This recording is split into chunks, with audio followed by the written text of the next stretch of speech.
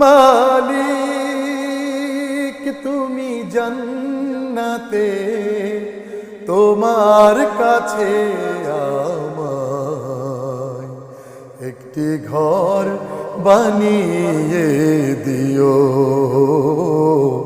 একটি ঘর বানিয়ে দিও।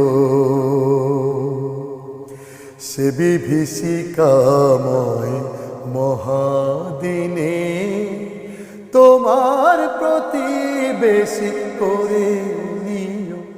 মালিক তুমি জান্নাতে, তোমার কাছে আমায় একটি ঘর বানিয়ে দিও, একটি ঘর বানিয়ে দিও।